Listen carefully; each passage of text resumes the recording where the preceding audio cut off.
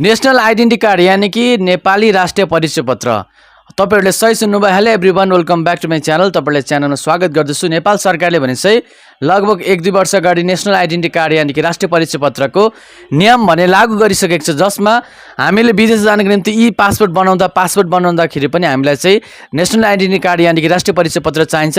अथवा विभिन्न अब बिस्तारै बैंकिङको कार्यभार गर्दा, लोन लिँदाखेरि हैन, विभिन्न कामहरुमा हामीलाई चाहिँ अब राष्ट्रिय परिचय पत्र अनिवार्य रूपमा चाहिन्छ। यो चाहिँ नागरिकताको जतिकै काम गर्छ, नागरिकताले भन्दा पनि ठूलो काम गर्छ।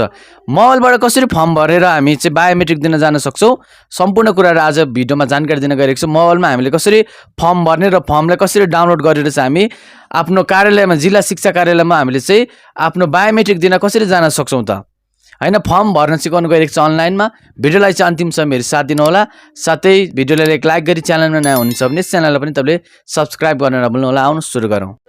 अनलाइनबाट चाहिँ यो राष्ट्रिय परिचय पत्र चाहिँ तपाईहरु भर्न चाहनुहुन्छ भने यो क्रोममा जानु होला।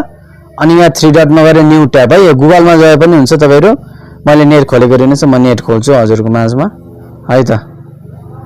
यो तपाईहरु गुगलमा जानु होला। गुगलमा गइसकेपछि तपाईहरु यहाँ के थिच्नु होला भन्दाखेरि सर्च गर्नुपर्ने हुन्छ एउटा कुरा। तपाईहरु चाहिँ यहाँनिर इनरोलमेन्ट भनेर यहाँ तपाईले सर्च गर्नुपर्ने हुन्छ। enrollment.nid enrollment.nid अनि तपाईले चाहिँ सर्च गरेर यहाँ जानुस् होला। त्यसपछि यस्तो आउँछ। यस्तो इन्टरफेस खोलेपछि यहाँनिर अगाडि आएछ NID प्री इनरोलमेन्ट, यहाँनिर अगाडि आइसकेको छ। यहाँ यसलाई तपाईले टच गर्दिनु होला है त। एकदम सजिलो छ। त्यसपछि यस्तो इन्टरफेस खोल्नेछ है त। म यसलाई डेस्कटपमा गर्छु। 3 डटमा गएर यहाँ डेस्कटप साइडमा जान्छु।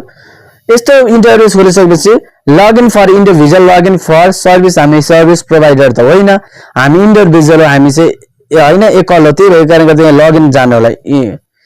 त्यसपछि यहाँ तपाईले आफ्नो मोबाइल नम्बर दिनु होला है त। म मोबाइल नम्बर दिइहाल्छु। यहाँ मोबाइल नम्बर दिइहाल्छु है त।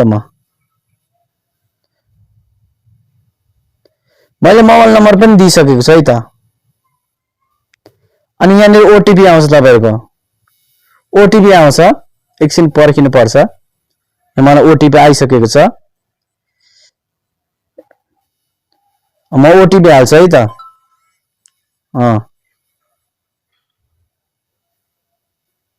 म ओटीपी हाल्दैछु है।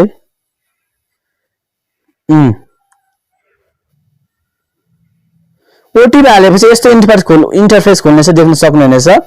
र तपाईहरु नयाँ हुनुहुन्छ भने यस्तै नै खोल्नेछ। त्यसपछि तपाईहरुले के गर्नुस् भन्दाखेरि यहाँ न्यू इनरोलमेन्ट छ नि छेउमा नीलो कलरको, यहाँ तपाईले टच गर्नुपर्ने हुन्छ है त। यहाँ न्यू इनरोलमेन्टमा जानु होला।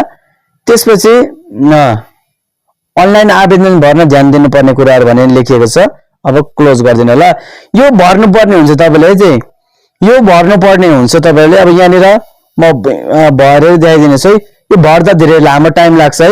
यो भर्नुपर्ने हुन्छ। त्यसपछि तपाईको यहाँनिर स्थायी र अस्थायी ठेगाना माग्छ है, पर्मानेन्ट र टेम्पोरेरी सबै राम्रोसँग भर्दिनु होला। त्यसपछि तल नेक्स्ट नीलो बटनमा टच गर्दिनु होला। त्यसपछि यहाँनिर गार्जियन डिटेल्स सबैहरुको बुवा आमाको नाम, सबै थर हैन, बाजे बोजूको सबै भर्दिनु होला। र त्यसपछि राम्रोसँग चेक गरेर नागरिकता अनुसार तल चाहिँ फेरि नेक्स्टको बटनमा टच गर्नु होला। यसपछि यहाँनिर तपाईको जिल्ला, हाल बसिरहेको ठाउँ हैन, प्रदेश नम्बर सबै राखिसकेपछि अब तपाईले चाहिँ कुन ठाउँमा दिने त हैन, तपाईको त्यो सबै फिंगरप्रिन्टहरु, आँखाको रेटिनाहरु हैन, इलाका प्रशासक कार्यालय छाड्न सक्नुहुन्छ अथवा हैन जिल्ला प्रशासक कार्यालय चाहिँ तपाईले छाड्नु होला। त्यो त्यसमा चाहिँ हुन्छ है यो यसको कामहरु, सबै कामहरु। त्यसपछि यो माथि भ्यूमा जाने होला। रिभ्यूमा त्यो मैले त्यहाँनिर येलो कलरको छ नि गोलो गोलो, त्यहाँ गइसकेपछि तपाईहरुको मोबाइलमा त्यहाँनिर चाहिँ फेरि पनि फर्म आउँछ। चेक गर्नु होला भरेको तपाईको डकुमेन्ट। अनि त्यसलाई चाहिँ डाउनलोड गरेर आफ्नो मोबाइलमा प्रिन्ट गरेर तपाई इलाका कार्यालय छेउको जिल्ला कार्यालयमा तपाईहरु जानु होला। र त्यो सबै कामहरु त्यहीँनिर हुन्छ है त। हजुरहरुलाई आजको यस भिडियो कस्तो लाग्यो, मन पर्यो भने लाइक गरिदिनु होला। र च्यानलमा नयाँ हुनुहुन्छ भने च्यानललाई पनि सब्स्क्राइब गरिदिनु होला है त। आजले यति नै, धन्यवाद, बिदा पाऊ। जय नेपाल।